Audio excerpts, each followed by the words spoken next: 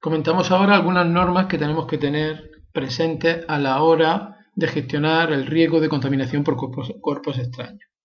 Lo primero que tenemos que hacer, lógicamente, es considerar este tipo de contaminación en la evaluación de riesgos que hagamos.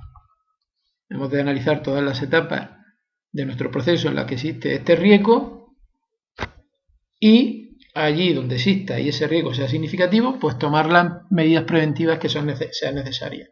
Las normas pues hacen referencia de manera expresa al uso de equipos, de tamices, de detectores de metales, de imanes, y nos dicen que allí donde identifiquemos que existe ese riesgo, pues prácticamente se hace necesario el uso de algún tipo de equipo para eliminar ese riesgo.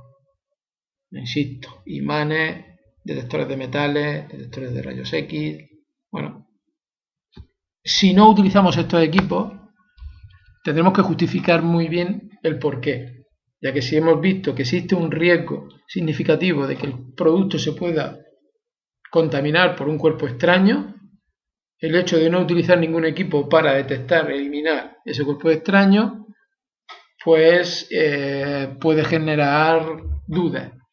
Y solo podemos evitar el uso de estos equipos si demostramos de una manera clara que realmente no son necesarios. Pero como norma general, en nuestra planta, si existe este tipo de riesgos, tendremos que considerar la necesidad de poner algún tipo de equipo para controlar esos cuerpos extraños.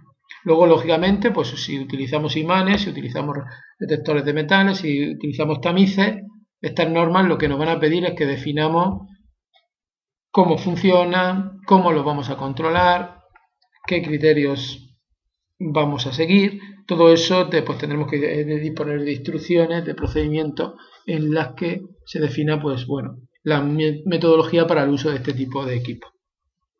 Bien, dentro del capítulo del cuerpo extraño hemos de hablar también de cristales. En una planta pues siempre van a existir elementos de cristales o plástico duro que en un momento dado pues se pueden romper y puedan generar elementos, cuerpos extraños que puedan contaminar el alimento. Pues bien, lo que tendremos que hacer en nuestra planta es hacer un inventario. Un inventario en el que aparezcan todos los elementos de estas características que hay en la planta. Todos. El inventario debe ser exhaustivo. Luego las normas también nos piden que se haga una revisión periódica de su estado para ver si hay alguno que se haya podido romper y en el caso de que sea así, pues tomar las medidas para pues, evitar que pueda haber cualquier riesgo. En este sentido, no definen la periodicidad y normalmente la periodicidad de esta revisión se hace en función del análisis de riesgos que hayamos hecho.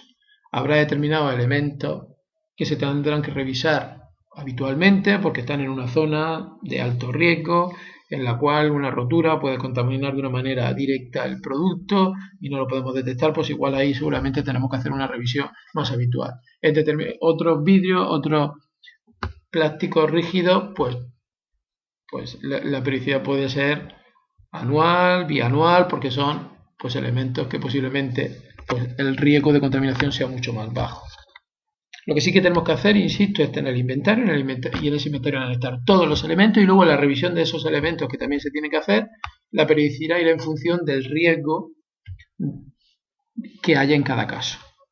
Al igual que en los cristales, también tenemos que tener una política de elementos afilados, agujas, cuchillos, cúter, en la que se defina qué se puede utilizar, dónde se puede utilizar y al igual que en el caso de los cristales y el plástico rígido, pues también tenemos que hacer un inventario, tener controlados los que utilicemos y hacer unos controles periódicos para detectar pues, posibles roturas o posibles situaciones de riesgo. Eso también lo tenemos que contemplar dentro de nuestro sistema.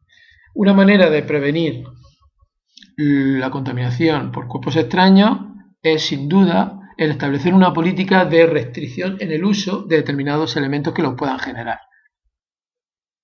El establecer como norma que no se puedan entrar en determinadas zonas de nuestra planta chinchetas, grapas, determinados tipos de cúter, bueno, pues puede ser una opción para, pues eso, evitar riesgo de contaminación.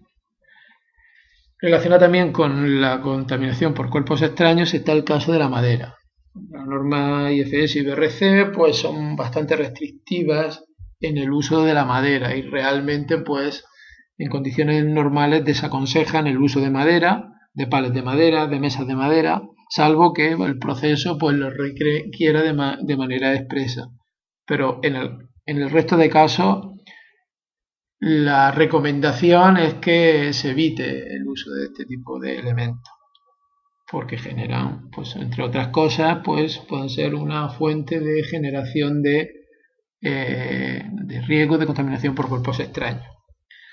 Y finalmente, pues para terminar este breve resumen de lo que son los requisitos relacionados con la contaminación de cuerpos extraños, comentar que cuando pues, se produzca cualquier incidencia relacionada con este aspecto, pues por ejemplo si hay una rotura de una botella o cuando se detecta una aguja que se ha roto en una zona donde se está cosiendo saco, pues lo que tenemos que hacer es registrar todas esas situaciones y que quede bien claro, pues entre otras cosas, el qué ha pasado y qué solución se ha dado y qué se ha hecho con los productos que estaban dudosos, de manera que cuando se acabe todo el proceso de resolver esa incidencia quede claro que los riesgos de que un producto contaminado por un elemento extraño haya llegado al consumidor sean mínimos.